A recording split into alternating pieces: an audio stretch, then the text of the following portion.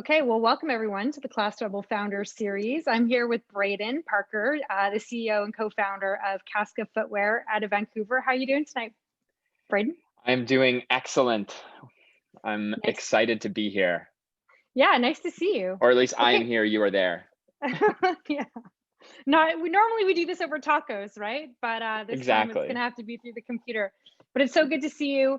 And I wanted to ask you a few questions, on camera for the people, because I know there's a lot of people thinking about raising money and what it's like to really start something. And you and I met maybe 1 or 2 years ago now and became like fast friends, and we've been through some of the same stuff together. And yeah, you agreed to answer a few questions for me, so here we are. I did, and believe it or not, I think it was more like 2 or 3 years ago now. Oh Time God. flies. I know, Yeah. I know. Yes, but Yeah. yeah, no, stoked, excited to give away all the secrets of fundraising. Yeah. And for those of you watching, so Braden and I met when he was recommended to come to my class. He came to my class and then he left. And about 5 minutes later, he raised a massive seed round. So way to go. And then Thank he you. built Casca. So tell us, where did you get the idea for Casca Footwear? What's the origin story? Yeah, so, well, first of all, I'm not a shoe designer. I have a co-founder. He's the shoe designer. I'm the business side. And, he came to me because he did have a very cool idea. And having not come from the footwear world, I was reading Shoe Dog. So there was sort of that in play as well. And we felt like there was this missing component of shoes. Everyone was focusing. So you had athleisure that was changing the way that everyone was wearing their clothes. We felt like shoes weren't keeping pace. So, you had people that were wearing Nike Frees because they were comfortable, or you had people wearing Vans because they were just like a really cool lifestyle shoe. Then you had these like really well designed, like common project style shoes. And we wanted to take all those different components and put them all in one, really focusing on functionality. So, combination of sort of orthotic support, comfort, in a shoe that would last, at least 2 years, that we could put a 2-year warranty on. That was the original thesis, and that adapted many different times to the point now where we actually have this. We learned exactly how unique feet are, and now have this 3D printing technology where we can actually scan someone's foot and perfectly build the inside of the shoe to that person. Okay, and is that something everyone gets in their shoe, or is that like an It's option like you an can optional choose? add-on. It's an Yeah. optional add-on, yeah. So it's like if you want, our traditional insoles are just really thick foam that's super Yeah. comfortable. But like nothing is more comfortable than something that fits perfectly. And so Yeah. that's sort of how the 3D printing side comes in. Gotcha. Cool. And then how did you find your co-founder? Like you said, he's the shoe designer. He found you. How did that happen? I know I don't spend a lot of time hanging around shoe design schools or anything. We are actually just like we met through. He was like a friend of a friend when I was in school at UBC. And he was a really entrepreneurial kind of person, and was always kind of, we were batting ideas around all the time, different product companies. The last thing I reached out to him about that I still give him a hard time about, because this was like right before Quip and right before like all these, now there's so many toothbrush companies, but I had the original idea of doing like luxury toothbrushes online. I was like $5,000 toothbrushes. It'll be great. We'll sell 5 of them and we'll never have to work Yeah. again. Gotcha. Okay, cool. Um, and so what's for Casca? What's the big vision for the company? Where are you guys in like 10, 15 years? Yeah. So, I think where we really see the world going when it comes to shoes, everyone is innovating in a really cool way, but everyone's still doing it around the idea of standard sizing. And so we really see technology changing the way that shoes are actually made. And, you know, if you look at what an airplane looked like 100 years ago, it looks incredibly different than it does right now. And we don't think it makes sense that shoes haven't had that same thing happen. And so we see technology basically enabling this future where shoes are made perfectly. And, ideally, they're also kind of a closed loop system. We can get them back, recycle them, recreate them, and your feet change as you age and depending on what you're sort of doing in your life. So we want to Mhm. have shoes that are kind of fluid and follow you as your life changes. So do you basically see like shoes being fully 3D printed to your exact fit in the future? Yeah, whether that's 3D printing or that's like a combination of 3D printing with advanced manufacturing. But yeah, eventually kind of this, local on demand, perfect fitting technology. Cool. Mhm. Okay, so here's a question that I wanted to ask you, and I like to ask founders because my question is, what do you think is the most serendipitous lucky thing that's happened to you since starting Casca? Because, and the reason why I ask that is because my experience in starting things and putting things out into the world is that things come back to you in really surprising ways. So some things you have to push so hard for, and then some things land in your lap.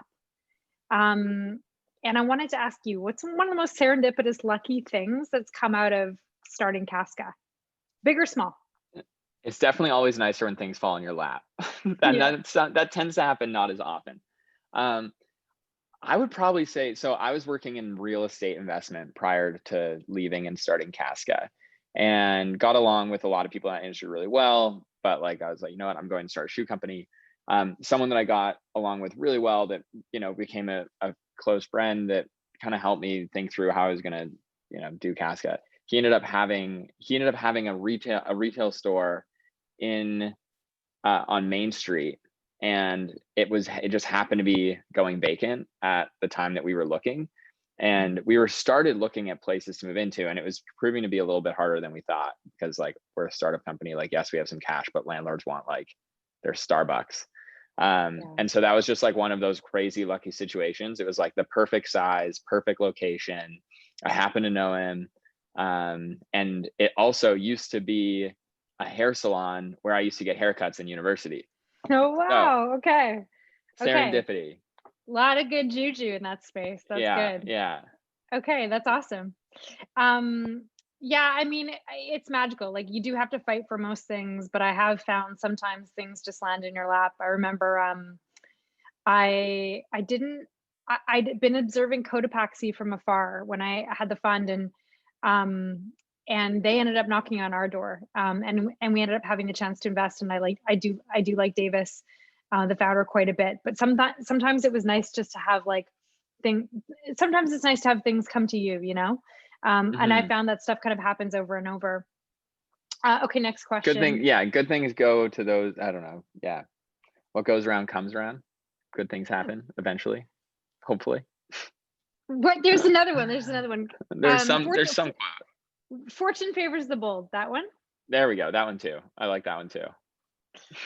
Okay, so tell me, I remember, like, I have several times in raising money where the pitch has become embarrassing, for many different reasons. Tell me, like, do you remember like, what's the most embarrassing thing you've done in a pitch? When are you like, I Oh gotta get out of man, here? there's like two that come to mind.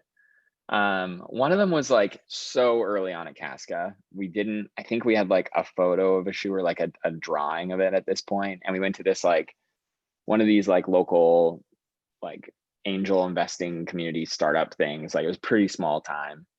And the rule was that you could only pitch for 2 minutes. Hmm. And this was like probably my first pitch. And I'm someone who, like, I'm so bad if I'm like reading a script or trying to like think through what I have to say. I'm just like, I like to be conversational.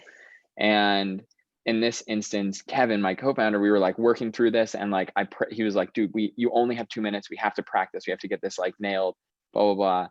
So like we put the time in to practice this stupid, and I still bug him about this because I'm like, I told you I was not good at doing it this way. Anyways, I go up, they like, I have these note cards, and then didn't think through that they were going to also hand me a microphone. And so then I'm holding a microphone and these note cards, like preparing to do 2 minutes of just like, this is our market. This is like the worst pitch ever. And then as I'm pitching and reading and trying to like pick these things to read the cue cards, I drop them all. And like, it was literally like, I've never felt my face go so bright red in front of a room of like 30 people. And like, I remember thinking like, oh my God, this is like the end of the world. This is the worst thing ever. And that was like hands down, to this day, I laugh about it because it was so embarrassing. Oh my God. Yeah. So, Okay. I want to tell you one of my embarrassing ones because I have many.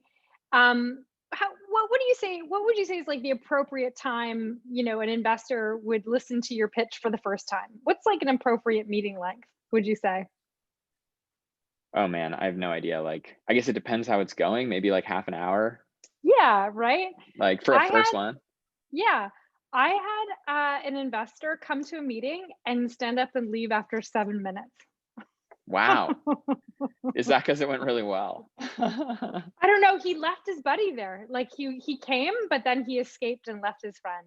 Oh my God. Anyways, it was kind of an awkward one. Yeah. Well, so my Um, second one, the second one okay. that's also just like was also embarrassing. Similar situation was early on. I now figured out how to pitch and was like starting to meet with like, it was like, now it was like, hey, I understand venture. This was probably like a week before I took your course. And we only had sample shoes at this point in time. And so an investor was stoked and wanted to try them. We were like, oh my gosh, this is amazing. Like we have to send them like our only sample pair. And so we did, but like it was a sample and not, and like we're talking about how comfortable our shoes are. We send them to him and he ended up getting like the worst blisters on his feet. Like he sent me photos of his feet and we was like, these are the worst shoes I've ever worn in my entire life. Like, what is this? Like blah blah blah. And that was also, you're like, okay. Oh my God. Oh my God. Okay, Yeah. so last question before I let you leave for tonight. What is it that you wish you would have known before starting your company? Like if you could tell something to the younger you, what do you wish you knew Yeah. before starting your company? Oh my gosh. The list is incredibly long. I would probably say just in general, the importance of storytelling. Whether you're storytelling your product to customers, you're storytelling a pitch to investors, you're storytelling what you're doing, like just setting up a bank account. I don't know, just like the importance of thinking through who you're talking to and how to tell a really good story. Cool. So Um, well, thank you, Braden. I know that you've got to make your way to the next call. So thank you so thank much you. for being This has with been Cash great. Level. It's a good time. Yeah, it's been great seeing you.